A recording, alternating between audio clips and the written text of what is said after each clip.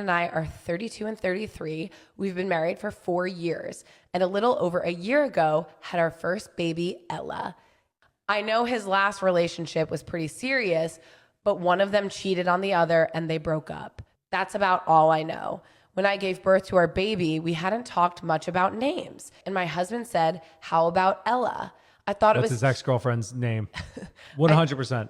We went to lunch with his family and overheard him and his brother's conversation about the one that got away and his ex-girlfriend whose name was Ella. I hate drama and acted as if I heard nothing. What sucks now is like your baby's name is Ella. Like, do you just... Is she birthed? Yeah, she's birthed. She birthed? She's born. She breached? She's borned. She's here on planet Earth. And her name is Ella, the name of her husband's ex-girlfriend. You're now listening to a Bobby Johnson beat. Hey, my main bitch and my savage man, bitch. I get too for battle, hold me up on each of pink. I need to go. Tune in to Too Much Media. Hey guys, welcome back to my channel. If you're new here, please make sure to subscribe if you enjoy and like, comment. This is a creative mastery channel, so we just discuss different subjects that are going on and just creative ways to deal with them and different things of that nature. Okay, so anyway, on to the video.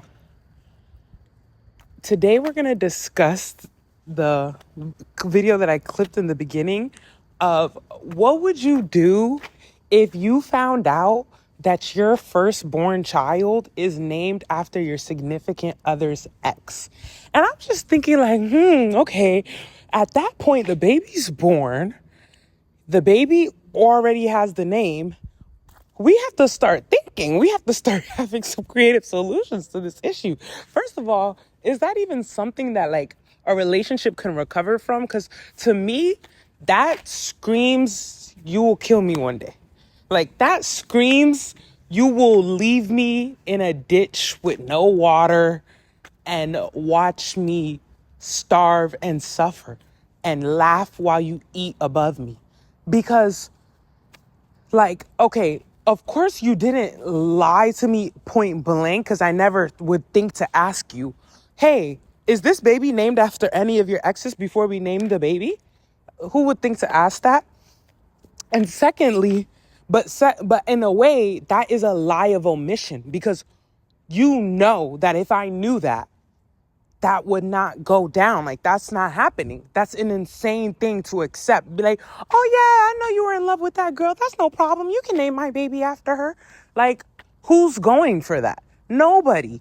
No, even the dumbest of dummies would say no to that. And ladies, this is why I say, don't let that man name any of your children. I would never let a man name my children. Like, no, you're not naming any of my kids. All my baby names are done. Like, I have them all. I know the amounts. I know the names. I know the what's it called? The lettering, like how I want it ordered. Because you know how certain names you can spell them in a multiple different ways. You can do John, Jon, John, John, John, Jhn. Like, you know, people do weird spellings of names all the time. I know my lettering. I know my names. I know my number of children. I know my genders. I know it all. You are not naming any of my kids. So that's first things first. If you're unmarried and have no kids, think of the names now. Don't let anybody name them children. Okay? And avoid anybody you've dated names. Because this is insanity. I saw this video. I was like, no, I have to discuss this, because why would somebody do this other than they hate you? Like, I feel like this is a valid cause for divorce. And like, not only that, okay, I don't know if there's any creative solutions to this, but like, first one, are you allowed to legally change your baby's name if without the other parent? Like, can one parent... Okay, so Google says one parent can legally change a child's name, but it generally requires consent of the other parent. If the other parent refuses, the court may be involved to decide based on the child's best interest. Okay, well, what if you tell the court that I won't be able to love this child with this name? I won't be able to properly care for this child if it has my husband's ex's name that I just recently found out. Because every time I look at this child, I'll just think of betrayal. I'll just think of a knife that has been ripped through my spine. Like, huh? I think, like, for me, I don't know if I would go completely for the divorce 100%, but at bare minimum, I would say that I would 100% say, like, if we don't legally change the child's name, like, I don't care how old the child is either. 2, 3, 4. I don't care if it learned how to spell the name. I don't care. Like, whatever the situation is with the child, the child will get over it. We're going to get through this. But if you won't legally change my child's name because you lied to me in order to have this name, then we're going to just have to call it quits. Like, that's that on that. And you can have full custody. I'm not dealing with this. I know that sounds harsh and maybe a little bit evil and spiteful, but you know what? Certain situations that happen to you in life is when you find out that you are harsh, evil, and susceptible. We're all human. This is human nature. We all go through these types of things. We all have moments in life that people put us through that make us understand who we truly are. And in that moment, I would truly have to find out who I am. And even if I couldn't legally change it, like, no one's calling that child Ella ever again.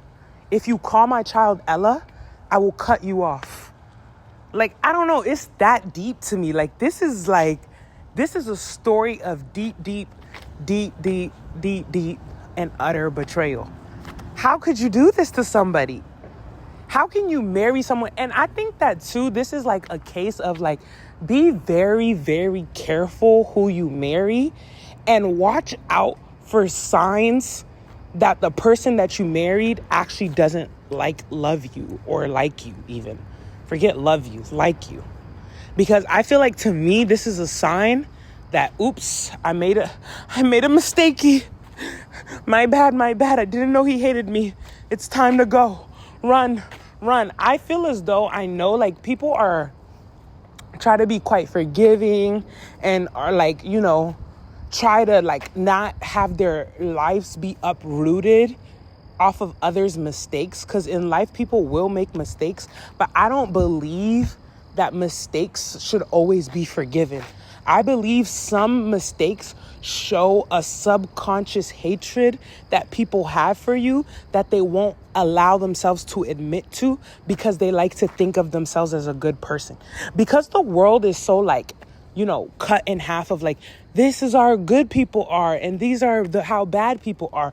A lot of times people who are actually bad people want to convince themselves that they're good people.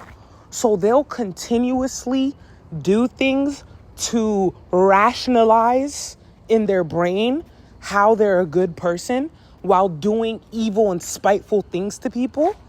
And then therefore, because the other person is being manipulated and gaslighted into thinking that this person genuinely didn't understand and it was genuinely a mistake and they're so apologetic, you also will try to be looking like a good person, and therefore good people, according to the rules, forgive.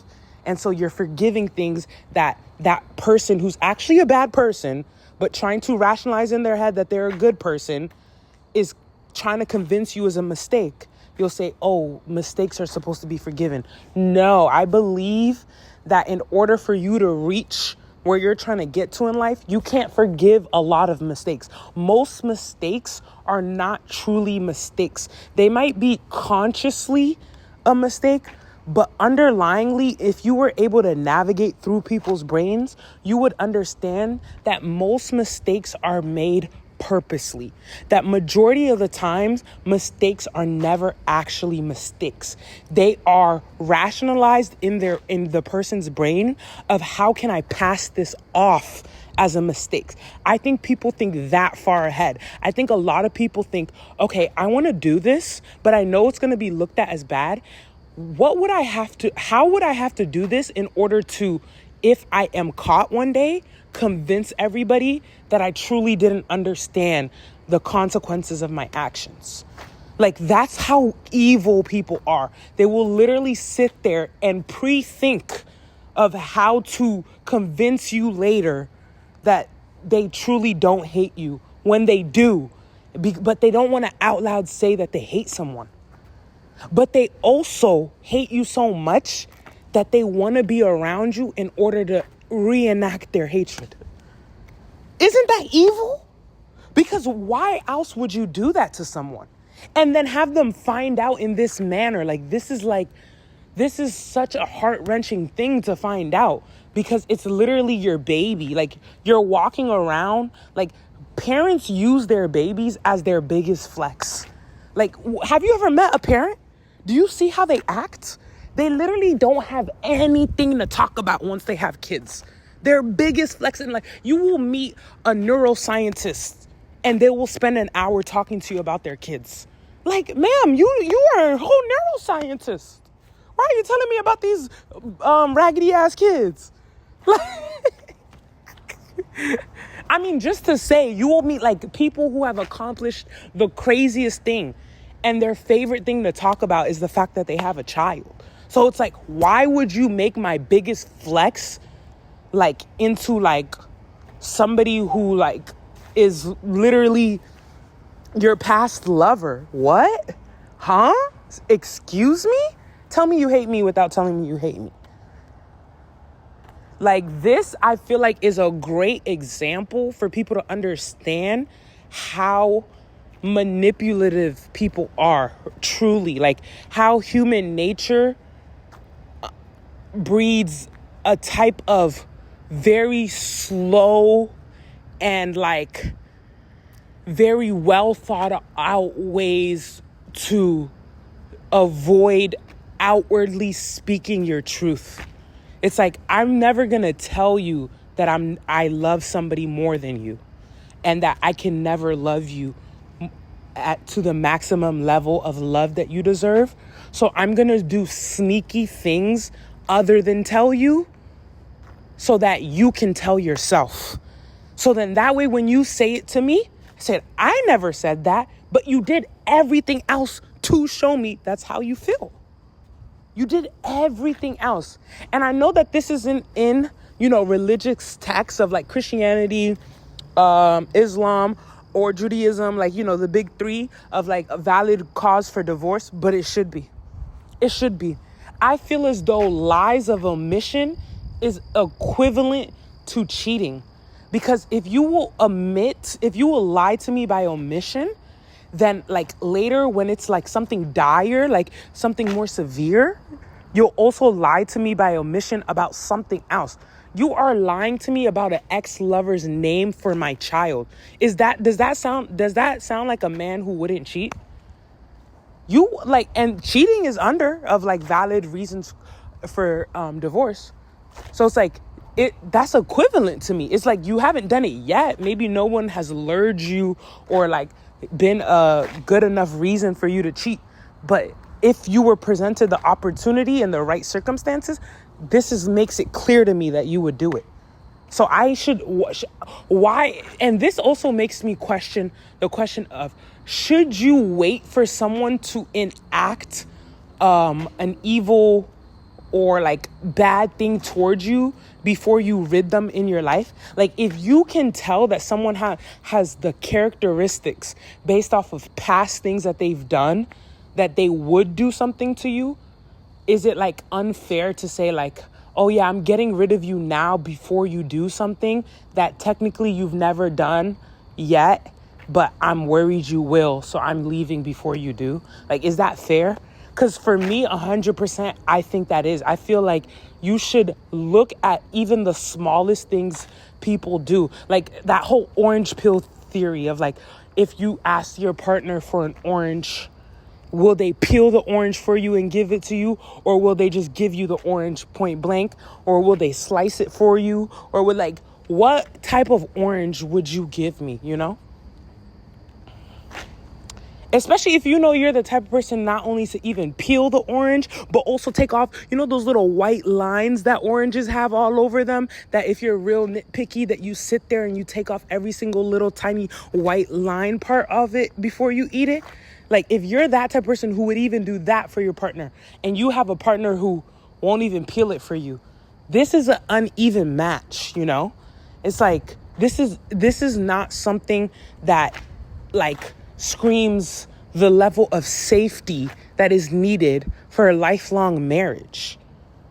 You named my baby Ella. Like, imagine Jacob and Bella had, Jacob and Bella, Edward and Bella had a baby boy, and she said she was naming the baby Jacob. How is Edward supposed to live in eternity like this? Every time he looks at his son, his name is Jacob. Not only is Jacob your ex-lover, but also Jacob is my arch nemesis. He's a werewolf to my vampire. And I bet you if she looks at the girl who this baby is named after, I bet you the girl is nothing like her. I bet you that the girl is her total opposite, which goes to show you just how much he loves her more than you. Like, and that's the ghost question. Like, if you're in a relationship that, like, just didn't end up working out for whatever the circumstances were, is it like you should never find love again? To the point where I feel like if you haven't moved on to the point where you're in your head thinking you're going to name your child after that person, you shouldn't move on. Because why should the next person have to live with that? That's actually so depressing. I don't know. I don't want to overtalk this subject, but I do want you guys to look at this case and understand that your surroundings and the people that you allow to do things like this to you is actually a sign of deep hatred for you. Don't take things and people, what's that thing they say men do? Weaponize incompetence. Yeah, like people will weaponize incompetence is not only one. There's also weaponized ignorance of like, oh, I didn't realize this would upset you. Oh, I didn't think that it was that big of a deal. Oh, you see, that's weaponized ignorance of like, once I find out, you're gonna play dumb. But it's like, clearly you knew, or else you would just mention it. Why not just say that? Why not just be like, oh my God, I used to date this girl and her name was Ella, but it's such a pretty name. I always thought that would be such a cute name for my daughter. If you really genuinely thought that it was not that big of a deal, you would have just said it. And then I would have been like, no, we're not naming our child after your ex. Like, what? Are you okay? Not even a middle name. Not even a thought of a middle name. Like, huh? Be careful, y'all. Be very, very careful. Who you marry will make or break you. Tread lightly.